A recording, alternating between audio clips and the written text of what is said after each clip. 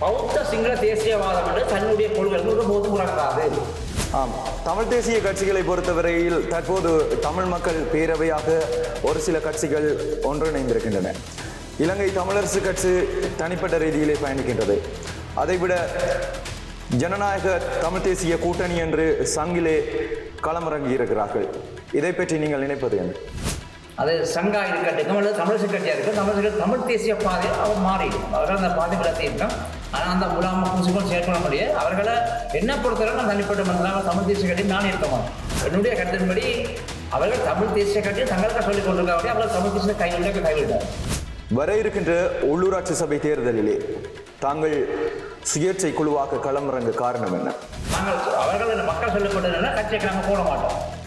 அப்போ அப்படி என்ன நாங்கள் கட்சியில் போட மாட்டோம். நாங்கள் சுயேட்சையாக நிற்கிறோம், மக்களுக்கு போடணும். அந்த வகையில் நாங்கள் சுயேட்சையாக அதே கொள்கை, அதாவது தாயகம் தேசியம் ஆங்கிலம் தமிழ் தீர்வு தான் எங்களுடைய நாங்கள் தமிழ் தேசத்தில் பயணிப்போம். அதுதான் எங்களை கொள்கை. அதில் எந்த ஒரு மாற்றுக்கருத்து கிடையாது.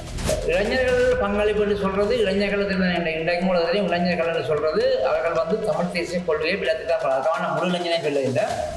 ஆமாம், அதை விட எங்களுடைய பருத்தித்துறை மருதங்கனி வீதி இது பற்றி என்ன நினைக்கின்றீர்கள்? பருத்தித்துறை மருதங்கனி வீதியில் மிகப்பெரிய மோசம் நடந்தது. ஏற்கனவே பல என்னுடைய வேட்டிகளில் வந்திருக்கின்றது. அது மிகப்பெரிய பலமான மோசம் நடந்திருக்கோம். நாங்கள் அவர்கள் போனோடனே காணிக்காக கேட்டு இந்த திசைவிகார மக்களில் காணிக்க தான் கட்டப்பட்டதை ஏற்றுக்கொள்வீங்களா நீங்கள்?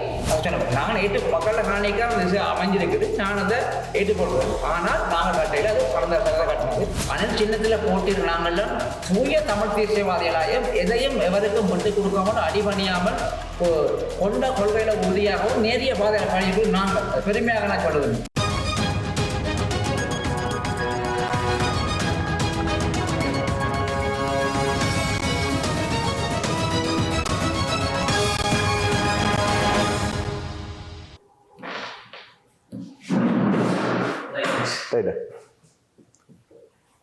ஏகன் மீடியா உறவுகள் அனைவருக்கும் வணக்கம். நாங்கள் இன்று மற்றும் ஒரு அரசியல் நேர்காணல் நிகழ்ச்சியினூடாக இணைந்திருக்கின்றோம்.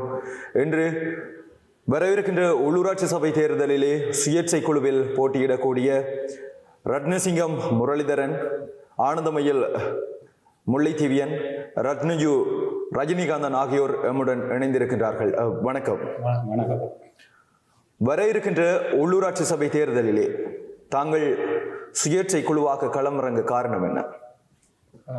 அனைவருக்கும் வணக்கம். சுயேட்சை குழுவாக களமிறங்க காரணம் சொன்னால் உங்களுக்கு தெரியும், இன்றைக்கு யுத்தம் 2009 யுத்தம் மௌனிக்கப்பட்டு 15 வருஷங்கள் கடந்தும் தமிழ் அரசியல் கட்சிகள் அல்லது தமிழ் தேசிய கட்சி என்று சொல்கிற கட்சிகளில் மக்கள் நம்பிக்கை இழந்திருக்கிறார்.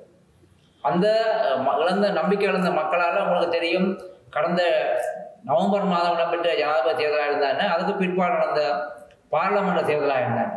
2 தேர்தலிலும் இந்த தமிழ் தேசிய கட்சிகளை விலத்தி மக்கள் சிங்கள தேசத்துக்குள்ள போக வலிக்கணும். இந்த வகையில் எனக்கு நான் நீண்ட அனுபவம் தென்னிலங்கையோடு தொடர்பு இருக்கின்றது. அந்த வகையில் நான் அலசி இருந்ததில் எங்களோட தென்னிலங்கைக்கு இருந்து வார தேசிய கட்சிகள் வடபகுதியில் கால் கொண்டு வலிக்கின்றன. அதையும் அவர்களில் அற்ப சலுகைகளுக்காகவும் அவர்களுடைய சில பசாப்பு வார்த்தைகளை நம்பி எங்கள் இளைய தலைமுறை, குறிப்பாக 95ஆம் ஆண்டுக்கு பிற்பாடு பிறந்த இளைய சந்ததி அவர்கள் பிரிவு போகணும். அவர்களுக்கு எங்களோட தாயக வரலாறுகளோ எங்களோட இழப்புகளோ வரிகளோ தெரியாது. அந்த வகையில் அவர்களில் அந்த ஒரு சமூக ஆளணியை காட்டோம்னா மக்களும் திசை மாறின பொழுது போயிருக்கும். தமிழ் கட்சியில் மக்கள் வெறுப்படைஞ்சல் அந்த நல்ல காரணமாக தான் நாங்கள் சுயேட்சா நாங்கள் அவர்கள் மக்கள் சொல்லப்பட்டதுன்னா கட்சிக்கு நாங்கள் போட மாட்டோம். அப்போ அப்படி என்னது நாங்கள் கட்சியில் போட மாட்டோம். நாங்கள் சுயேட்சா நிற்கிறோம், மக்களுக்கு போடணும். அந்த வகையில் நாங்கள் சுயேட்சா காரணம். கடந்த பாராளுமன்ற தேர்தலில் கூட அதிகளவான சுயேட்சை குழுக்கள் களமிறங்கப்பட்டிருந்தன. ஆனால் அங்கே சடுதியான ஒரு நிராகரிப்பு இருந்திருக்கின்றது. இந்த உள்ளூராட்சி சபை தேர்தல் எவ்வாறு இருக்கு? இல்லை, பாராளுமன்றத்தோட உள்ளாட்சி ஒப்பிட முடியாது. பாராளுமன்ற தேர்தலில் நாங்கள் சுயேட்சையாக இறங்குவோம்னு சொன்னவர் என்ன, அது எங்களோட வாக்குப்பழத்தை சிதைக்கு அதை ஏற்றுக்கொள்ள என்ன நான் என்ன பொறுத்தளவில் என்னோட தனிப்பட்ட கருத்தாக என்ன சொல்றேன், பாராளுமன்ற தேர்தலோ அல்லது மாகாண சபை தேர்தலையோ சுயேட்சையாக இறங்குவது அது எங்களுடைய பலத்தை குறைக்கும். அதில் நாங்கள் ஒருமித்தக்குள்ளாக தான் நிற்க வேணும். ஆனால் உள்ளூராட்சி செய்கிற அப்படி இல்லை, முறை அப்படி இல்லை, வட்டார முறை, இது உறவு காரணமாக தான் வாக்களிக்கணும்.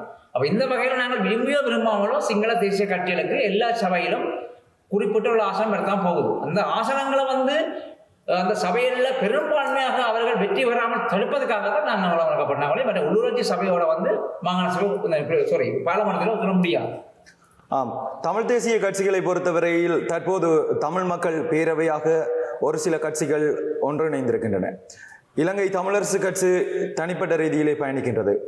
அதைவிட ஜனநாயக தமிழ் தேசிய கூட்டணி என்று சங்கிலே களமிறங்கி இருக்கிறார்கள். இதை பற்றி நீங்கள் நினைப்பது என்ன?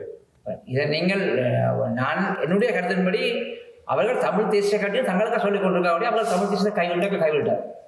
அது சங்கா இருக்கட்டும் அல்லது தமிழரசு கட்சியாக இருக்கும், தமிழரசு கட்சி தமிழ் தேசிய பாதை அவர் மாறி அவர்கள் அந்த பாதை விளத்தியிருக்கோம். ஆனால் அந்த முலாம பூசிக்கொண்டு செயற்பட முடியாது. அவர்களை என்ன பொறுத்தவரை நான் தனிப்பட்ட மனிதனாக தமிழ் தேசிய கட்சி நான் இருக்க மாட்டேன். ஆம், இந்த உள்ளூராட்சி சபை தேர்தலிலே நீங்கள் சுயேட்சையாக களமிறங்கி இருக்கின்றீர்கள். உங்களுடைய கொள்கை பிடிப்பு? கொள்கை பிடிப்பு நாங்கள் அந்த எங்கள் ஆயுத வழியில தமிழர்கள் தாயகம் 1951ஆம் ஆண்டு தமிழரசு கட்சி கொண்டு வந்து தாயகம் தேசிய சுதந்திரம் சொல்லி தாயகம் தேசிய சுயநிர்ணய உரிமை அந்த அடிப்படையில் தான் ஆயுத போராட்டம் கொண்டு பயணித்தது. ஆயுத போராட்டம் மௌனிக்கப்பட்ட பிறகு அதே கொள்கையோடு தான் தமிழ் தேசியங்கள் பயணி கொண்டு வந்தது. ஆனால் நீங்க கேட்ட கட்சிகிட்ட விலகி போயிட்டாங்க. அதே கொள்கை, அதாவது தாயகம் தேசியம் சுயநிர்ணய உரிமை ஆகியவர்கள் தமிழ் தீர்வு தான் எங்களுடைய நாங்கள் தமிழ் தேசியத்தில் பயணிப்போம். அதுதான் எங்களோட கொள்கை. அதில் எந்த ஒரு மாற்று கருத்தும் கிடையாது. ஆம், தற்போது பார்க்கின்ற பொழுது நீங்கள் ஏற்கனவே கூறியது போல இளைஞர் தலைமுறைகள் தற்போது அரசு கட்சிகள் சார்ந்து இயங்கிக் கொண்டிருக்கின்றார்கள். இதன் காரணம் என்று பார்க்கின்ற பொழுது ஒரு சில நிராகரிப்புகள் அல்லது தமிழ் தேசியம் சார்ந்த ஒரு சரியான ஒரு ஒழுங்கமைக்கப்பட்ட கட்டமைப்பு இல்லாமையே காரணம் என கூற முடியும். அந்த ரீதியிலே நீங்கள் தற்போது சுயேட்சையாக களமிறங்கி இருக்கின்ற பொழுது உங்களுடைய பக்கம் சார்ந்த இளைஞர்களின் பங்களிப்பு எவ்வாறு இருக்கின்றது? இளைஞர்கள் பங்களிப்பு என்று சொல்றது இளைஞர்கள் இளைஞர்கள் என்று சொல்றது அவர்கள் வந்து தமிழ் தேசிய கொள்கையை விளக்கி தான் அதுக்கான முழு இளைஞனை சொல்ல இல்லை. 100க்கு 65% இளைஞர்கள் தமிழ் தேசிய பாதையை விட்டு விலகித்தான் போகிறார்கள். 35% இளைஞர்கள் அந்த பாதையில் நிற்கிறார்கள் என்று அவர்கள் ஏதோ ஒரு வழியிலிருந்து வெளியே அனுபவிச்சவர்கள். அவர்கள் ஒரு குடும்ப பின்னணியெல்லாம் இருக்கலாம். நான் சொல்ல வேண்டால் அந்த இளைஞர்கள் பாதமாறி போவதற்கு காரணமாக இருந்தது எங்களோட தமிழ் தேசிய கட்சிகள். தமிழ் தேசிய கட்சிகள் அந்த இளைஞர்களை சரியான முறையில் வழிநடத்த இல்லை. ஒன்று. ரெண்டாவது அந்த அந்த இளைஞர்கள் அந்த பிள்ளைகளை பெற்றார்கள் அந்த பிள்ளைகளை வரலாறு சொல்லிக் கொடுக்கல. அதால தான் அவர்கள் மாறிப்பாங்க. ஆனால் அவர்கள் அப்படி போவார்கள்னு சொல்ல முடியாது. என்று சொன்னால் அவங்களுக்கு தெரியும்.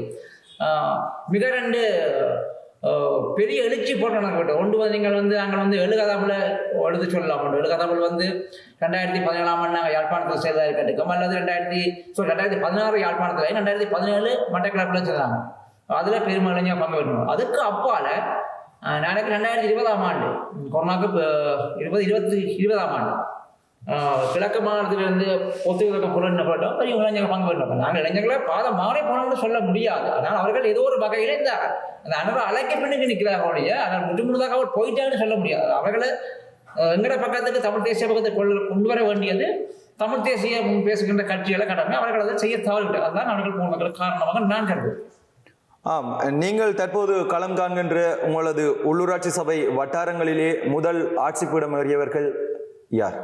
எங்கெல்லாம் சுயேட்ச குழுவில் சொல்லி ஆட்சி போடணும்னு நாங்கள் எல்லாரும் ஆட்சி மொழிபெயர்ப்பு வந்து நாங்கள் அதெல்லாம் புதுசாக தான் போட்டோம். யாருமே உறுப்பினர் இருந்த வரலாறு எங்களுக்கு. உங்களது வட்டாரம் சார்ந்த முதல் எந்த அரசியல் கட்சி உங்களுடைய வட்டாரத்தை கைப்பற்றி இருந்தது? எங்கட வட்டாரம் என்ன பொறுத்தவரை என்னுடைய உடுதுறை வட்டாரத்தை பொறுத்தவரை தமிழரசு கட்சி கைப்பற்றி இருந்தது. ஆனால் இந்த முறை அவர்களுக்கு கேட்டுக்கொள்ளாத நான் நினைக்கிறேன். ஆம், அப்படி என்றால் உங்களுடைய வட்டாரத்திலே ஏதோ ஒரு அபிவிருத்தி சார்ந்த விடயங்கள் இடைநிறுத்தப்பட்டிருக்கலாம் அல்லது இன்னும் நிலுவை நிலையிலே இருந்து கொண்டிருக்கலாம். அது சார்ந்ததை நீங்கள் நிவர்த்தி செய்வதற்காகத்தான் தற்போது உள்ளூராட்சி சபை தேர்தலிலே களம் காண்கின்றீர்கள். நான் தெளிவாக சொல்லுகின்றேன். நாங்கள் அதாவது குறிப்பாக நாங்கள் களமிறக்கப்பட்டது வடமராட்சி கிழக்கின்ற நிலத்தையும் வனத்தையும் காப்பாற்றுவது. இதை மட்டும்தான் தெளிவாக சொல்ல முடியும். அபிவிருத்தி என்று சொல்றது மாயம். என்னென்னு சொன்னால் உங்களுக்கு பரத்துறை பிரதேசப்படுத்தல பரத்துறை பிரதேசத்துக்கு வந்து வருமானம் இல்லை. வருமானத்தை வச்சு தான் அபிவிருத்தி செய்யலாம். இப்போ என்ன நாங்கள் நல்லூர் அல்லது அங்கே சாவச்சேரி இருப்பதா வருமானம் கூடியது. இங்கே வந்து 2 சந்தை ஒன்று வந்து பரத்துறை சந்தையும் மந்திக சந்தையும் அடுத்த அந்த சிக்கத்தில் உள்ள சந்தை 2 சந்தையும் தான் அந்த வருமானத்தை மற்றபடி இப்போ சோழ வரி போடிடுவாங்க. ஆனால் பரத்துறை பிரதேசத்தை பொறுத்தவரை நான் நினைக்கிறேன் அது பெரிய வருமானம் இருக்காது. அதால் வச்சு அபிவிருத்தி செய்ய முடியாதா? அபிவிருத்தி செய்வதாக இருந்தால் மத்திய அரசு கிடைக்க முடியும்.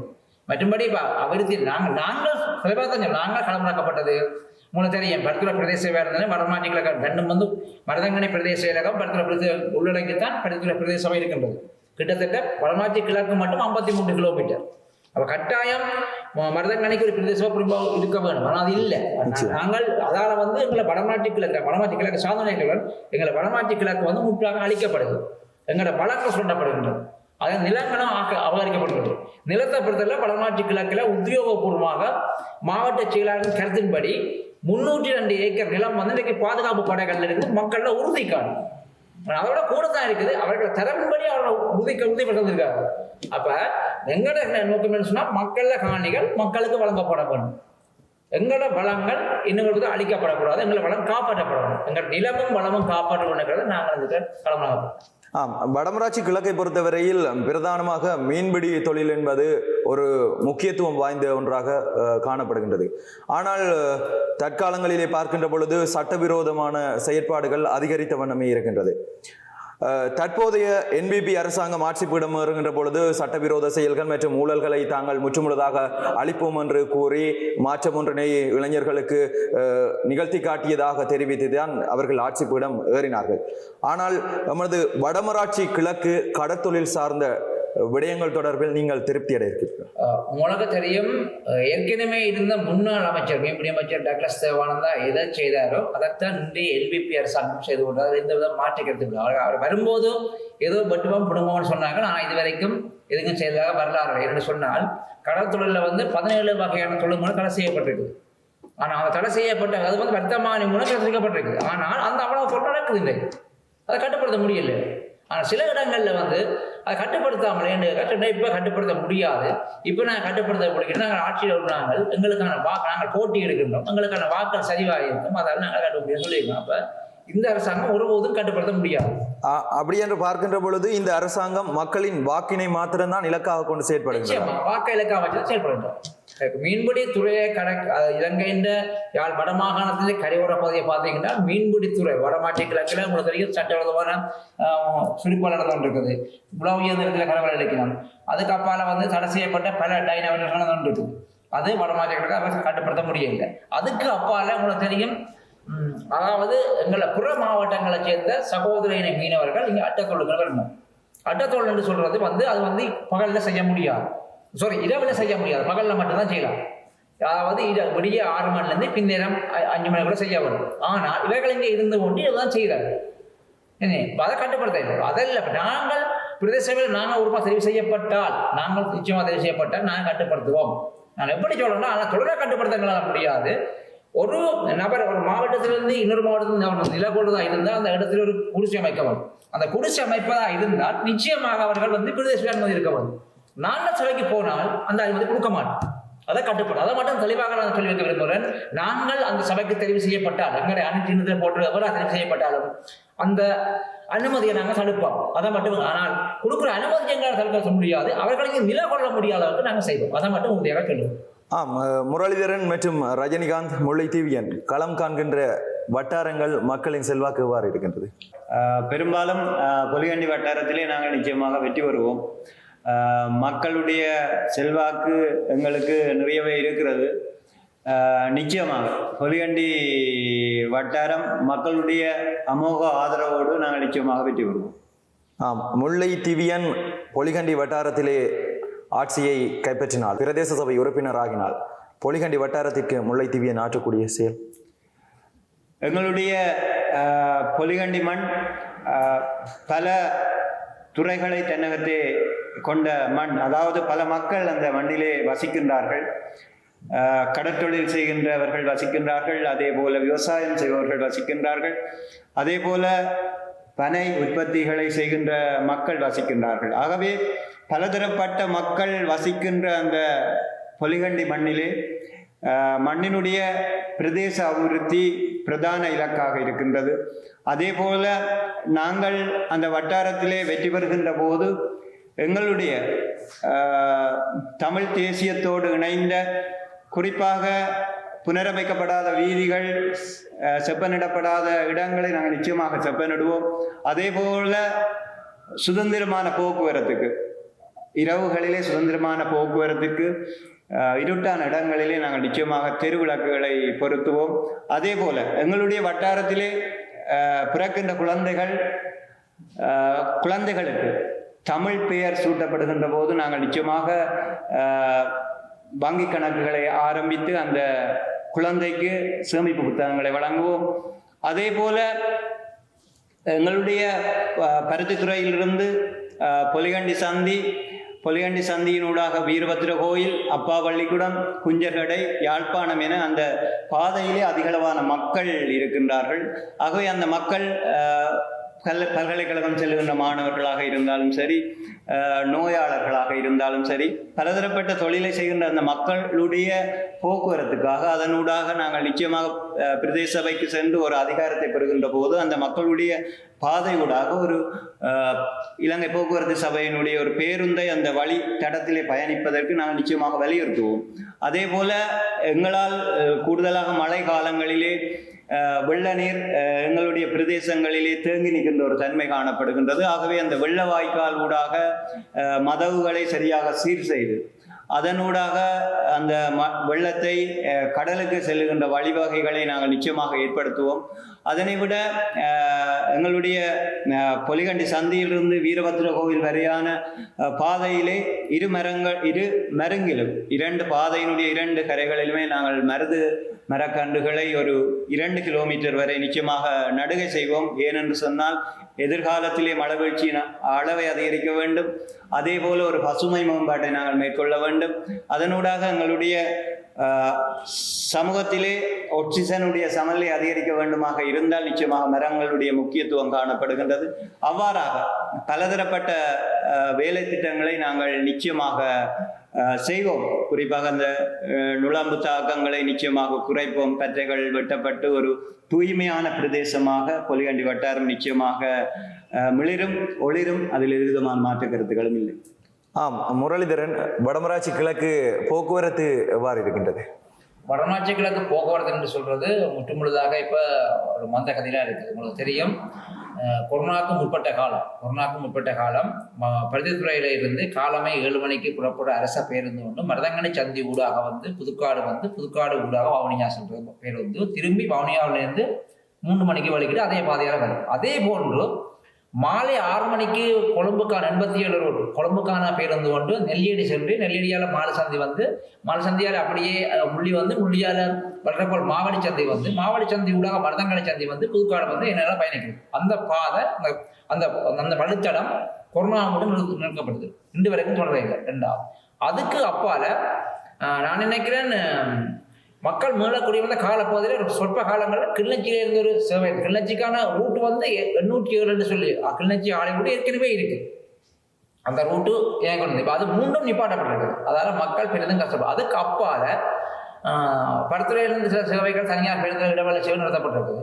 அதே போன்று நான் என்னத்தை சொல்லி பெறேன்னு சொன்னால், அந்த பஸ்ஸுகள் வார இதிலும் ஒரு பஸ் நான் ஒரு வேலை பிரச்சாரம் சொன்னார்கள், அந்த 2:30க்கு வார ஒரு பேருந்து தனியார் பேருந்து அந்த உள்ளுக்கு வார இல்லைன்னு சொல்லி, அதால நாகர்கோவிலிருந்து பெருவளவான மாணவர்கள் அம்மனுக்கு டியூஷனுக்கு வாரதாகும். அந்த பிரச்சனை பெரிய உண்மையிலே வந்தாலும் செய்ய வேண்டியது மக்கள் சேவை சார்ந்தான். போக்குவரத்து சுரதங்களை சேவை செய்தா இருந்தால் அது இலங்கை போக்குவரத்து சபையாக இருந்தால் அல்லது தனியார் போக்குவரத்து சபையாக இருந்தால் மக்கள் சார்ந்து செயல்படுவாங்க. அப்படி இல்லை, உங்களுக்கு தெரியும், ஒரு கல்யாண வீடுன்னு சொன்னால் அந்த பசங்க நிப்பாட்டுப்போம்.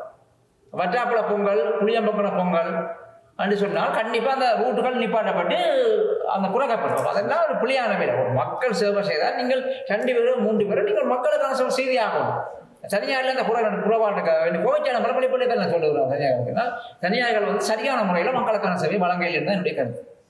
ஆம், அதை விட எங்களுடைய பருத்தித்துறை மருதங்கனி வீதி இது பற்றி என்ன நினைக்கின்றீர்கள்? பருத்தித்துறை மருதங்கனி வீதியில் மிகப்பெரிய மோசம் நடந்தது. ஏற்கனவே பல என்னுடைய பேட்டிகளில் வந்திருக்கின்றது. அது மிகப்பெரிய பலமான மோசடி நடந்திருக்கு. அந்த மோசடியை இன்ன வரைக்கும் கண்டுபிடிக்காமல் இருக்கிறது சொன்னால் உங்களுக்கு தெரியும், போன ஒருங்கிணைப்பு கூட்டத்தை கூடி வீதி அபிவிருத்தி அதிகார சபை இந்த ஒரு இன்ஜினியரோ பொறுப்பாஞ்ச அதிகாரி யாரும் வர இல்லை. அங்கே சாதாரண ஒரு கிளாக்கை விட்டு இருக்கிறவங்க அவருக்கு அதாவது பல கோடிக்கணக்கான வீதி உங்களுக்கு தெரியும். இப்போ அம்பன்ல இருந்து மருதங்கனை சந்தி வரையான 16 கிலோமீட்டர் வீதி காவல் வீதியாக்கப்பட்டது.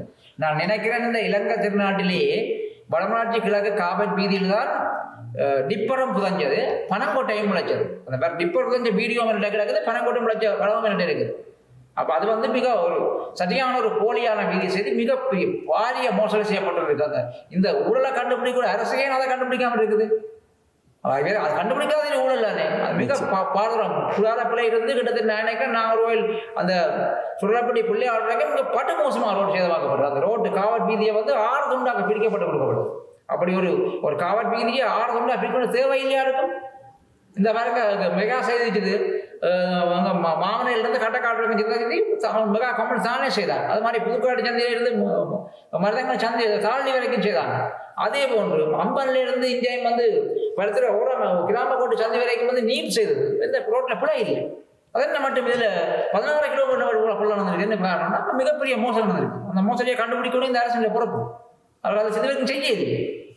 அதைவிட தமிழ் தேசிய கட்சி சார்ந்த வடமராட்சி கிழக்கிலே போட்டியிடக்கூடிய பல கட்சிகளிலே களம் காண்கின்றவர்கள் இராணுவ புலனாய்வாளர்கள் என்ற ஒரு தகவல்கள் மக்கள் மத்தியில் இருக்கின்ற. இதை பற்றி அது தெரிஞ்ச விஷயத்தை நீங்க தமிழ் தேசிய கட்சி என்று தங்களுக்கு முலாங்கள் பூசப்பட்டிருக்கோடைய அங்க என்ன பொறுத்தவரை யாருமே தமிழ் தேசிய கட்சியில் எங்களை தவிர நாங்க சொல்றோம், உறுதியாக நாங்க சொல்றோம், நாங்கள் அணில் சின்னத்துல போட்டிரு நாங்கள்லாம் தூய தமிழ் தேசியவாதிகளாயும் எதையும் எவருக்கும் விட்டு கொடுக்காமல் அடிபணியாமல் கொண்ட கொள்கையில உறுதியாகவும் நேரிய பாதையை பணிக்கும் நாங்கள் பெருமையாக நான் சொல்லுவேன். மற்ற போட்டியிடுற எவராயிருந்தாலும் நீங்க வேணுமென்றால் வடமாட்சி கிழக்கில் போட்டியிடுற மணக்காடு குளத்தனை 8ஆம் பட்டரம், நாகூர் 9ஆம் பட்டரம், மருதங்கனை 10ஆம் பட்டரம், உளுத்துறை 11ஆம் பட்டரம், அங்கால முள்ளியா 12ஆம் பட்டரம், அந்த வட்டாரத்தில் போட்டியிடுற எந்த ஒரு நபரை கூப்பிட்டு வடமாட்சி கிழக்கு சம்பந்தமாக அவர்கள் டீட்டெயில்களுக்கு எதுவுமே தெரியாது. எவ்வளவு மக்கள் எவ்வளவு இருக்கிறார்கள், எத்தனை வாக்காளர் இருக்கிறார்கள், வடமாட்சி கிழக்கில் எத்தனை வாக்காளர் இருக்கிறார்கள், எவ்வளவு மக்கள் இருக்கணும், எத்தனை ஊனமற்ற மாற்றுத்திறனாளர்கள் இருக்கிறார்கள், எவ்வளவு பெண் தலைமுறை குடும்பம் இருக்கிறார்கள், எத்தனை காணாமலாக்கப்பட்டிருக்கிறார்கள், எத்தனை பேர் இந்த மண்ணுக்காக விடுதலைக்காக தியாகம் செய்கிறார்கள், எதுவுமே தெரிய வரலாறு அவர்களால் சும்மா தங்களை படங்களை போட்டு தங்களை கிராமங்கள் இவர்கள் போட்டியிட்டால் இவர்கள் வெற்றி பெற்றால் எந்த விதமான மாற்றமில்லை. இதுல வந்து அவங்க தங்கள ஊரை விட்டு வெளியே வர மாட்டாங்க. இந்த போட்டியிட்ட போட்டியாளர்கள் எல்லாரும் சமூக செயற்பாடு போட்டிருக்கோம். எத்தனை பேர் சமூக செயற்பாடு ஈடுபட்டவர்கள் ஈடுபட்டு சொல்லுங்க. அப்ப நீங்க ஈடுபட்டு என்ன சொல்லுங்க? யாருமே இல்லை.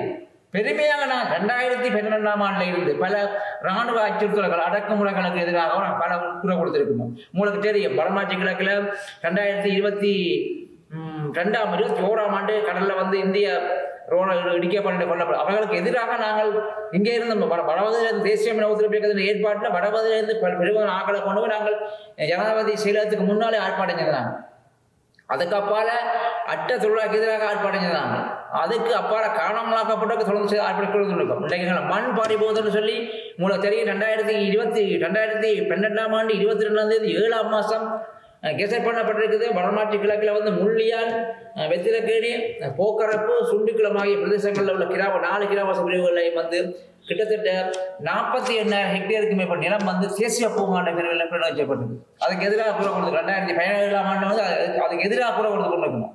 அதுக்கு எதிராக அந்த நேரத்தில் வந்து 2017ஆம் ஆண்டு இந்த பிரச்சனை கொண்டு போய் நான் காணி அமைச்சர் அந்த ஜனகாமண்டல தென்னக்கூரிடம் கொழும்புல ஒரு சந்திப்பில் கேட்ட இடத்துல நீங்கள் எப்படி இந்த காணிகளை வந்து நீங்கள் சுவீகரிச்சிங்களுக்கு அவர் சொல்லப்பட்டது, எங்கள்கிட்ட வந்து காணி பேங்க் இல்லை, எங்களுக்கு வந்து தரவும் இல்லை, நாங்கள் வந்து 6 அடிக்கு மேலே எங்க மரம் நிற்குதோ அந்த இடத்துல மக்கள் குடியிருக்கையில் இல்லைன்னு சொன்னால் அந்த இடங்களை கூகுள் மேப்பு ஊடாக நாங்கள் சுவீகரிச்சாங்க சொன்ன. நான் உடனே அப்படி சொன்னால் நீங்கள் 30 வருஷமாக மக்களிடம் இருந்துவாங்க இல்லை, 30 வருஷமாக மக்கள் வாழாத இடத்துல 6 அடியில மரம் நிற்காது, 60 அடியில மரம் நிற்கும்.